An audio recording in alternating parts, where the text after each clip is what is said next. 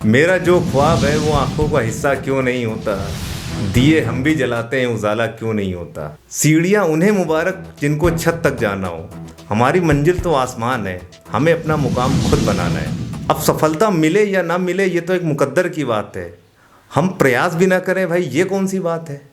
तो इसी बात को आगे बढ़ाते हुए एक बहुत ही साधारण परिवार के कुछ लोग हमारे साथ बैठे हैं और हमारे साथ राजीव कुमार जी बैठे हुए हैं, जो कि इस बार आईएएस में उनका सिलेक्शन हुआ है। उन 1000 लोगों में एक नाम इनका भी आज जुड़ गया, राजीव कुमार जी, जिनकी 382 रैंक है। तो वो हमारे साथ मौजूद हैं। आज इनसे हम चर्चा करेंगे, आईएएस वो बने, इनके घर की कहानी और जो कुछ भी हम जान सकते हैं इनके बारे में हम पूरा जानने का प्रयास करेंगे। राजीव कुमार जी हैं जो कि इनका आईएएस में सिलेक्शन हुआ। सर आपका स्वागत है। और इनके चाचा जी हैं श्री रमेश कुमार जी हैं, और आपने तो अपने फौलादी इरादों से आसमान को छू लिया है। मैं चाहूँगा पहला कमेंट, आप कैसा महसूस कर रहे हैं आईएएस बनने के बाद? 382 रैंक बहुत बड़ी बात है पूरे भारतवर्ष में लाना। देखिए बहुत खुशी की बात है जी, और हमारे गांव में भी खुशी की लहर है जी। और सुबह से ही बधाइयाँ आ रही हैं बराबर।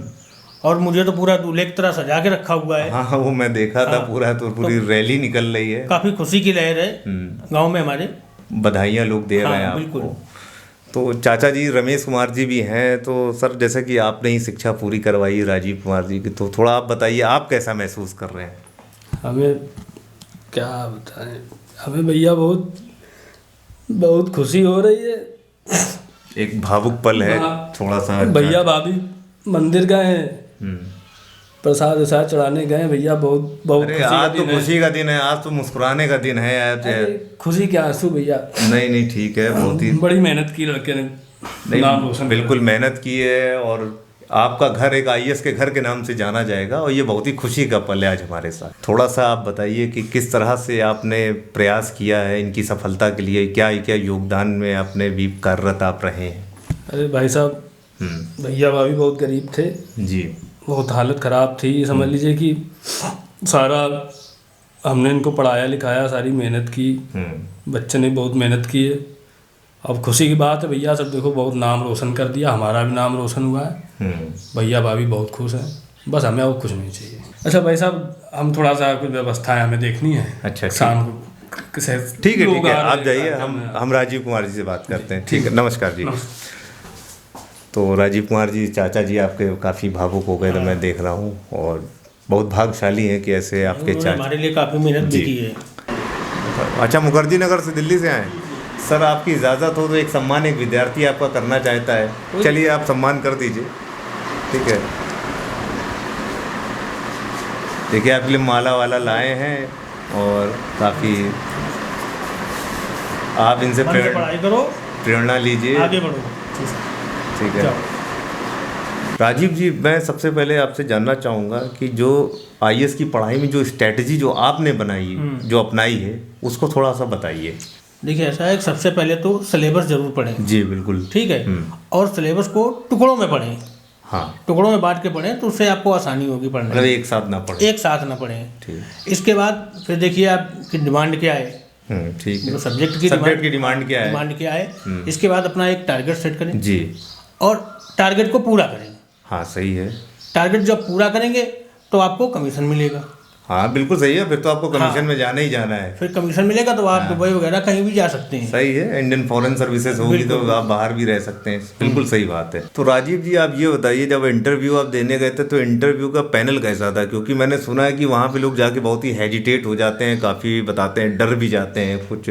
तो क्या ऐसा क्या वहाँ पे क्या डर का आपको लग रहा था क्या कुछ वहाँ पे? देखिए ऐसा है कि हम जब इंटरव्यू रूम में गए जी, तो वहाँ पर 5 लोगों का पैनल था। 5, ठीक है, जिसमें एक पुरुष था, बाकी 4 महिलाएं थीं। अच्छा, 4 महिलाएं इंटरव्यू में थी। 4 महिलाएं थीं। ठीक है। और पूरा इंटरव्यू रूम खुशबू से महक रहा था। अच्छा, मतलब पूरा ग्लैमर, मतलब पूरा ग्लैमर भरा हुआ था रूम में। अच्छी बात। और रही बात हेजिटेशन की, तो वहाँ हेजिटेशन जैसा कोई माहौल नहीं था। अच्छा, काफ़ी खुशनुमा माहौल था वहाँ। अच्छा, तो हमें कोई हेजिटेशन नहीं हुई वहाँ।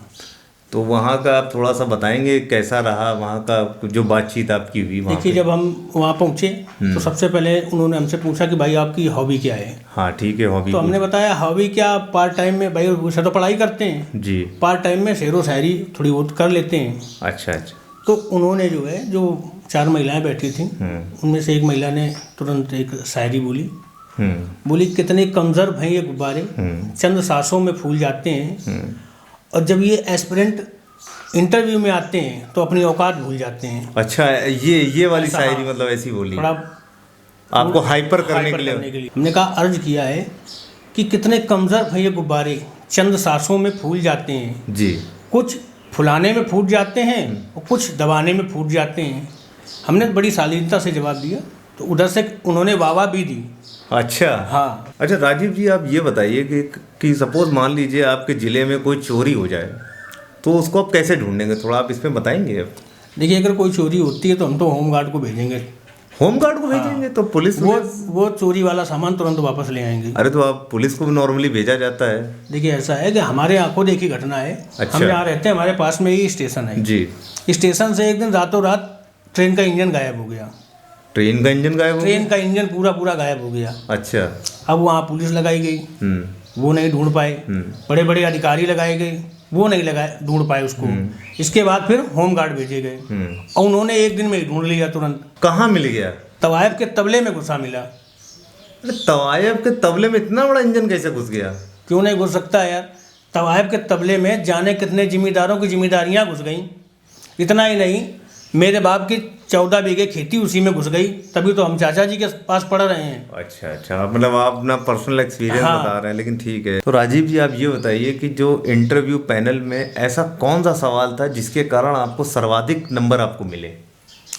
देखिए, जब हम इंटरव्यू दे रहे थे तो सर्वाधिक नंबर हमें मिला। हमसे पूछा गया सवाल जी कि आप भारतीय संस्कृति जो है उसमें आए हुए बदलावों पर प्रकाश डालिए, अपने शब्दों में उसे समझाइए। अच्छा, विश्लेषण आपसे कहा विश्लेषण करने के लिए हमसे बोला गया।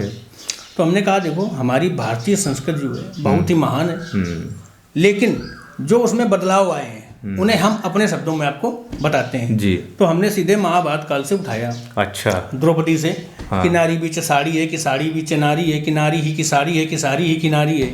अच्छा। मतलब वो कल्चर उस समय था कि आप नारी को देख नहीं सकते थे। हाँ, सही। पूरी साड़ी में बंद रहती थी वो। ठीक है। और अब कल्चर ये है कि पहन के पेट के नीचे साड़ी हमारी जान लोगी क्या। हाँ, ये तो है। ठीक है। इसके बाद फिर हम आ गए कबीरदास पे जी।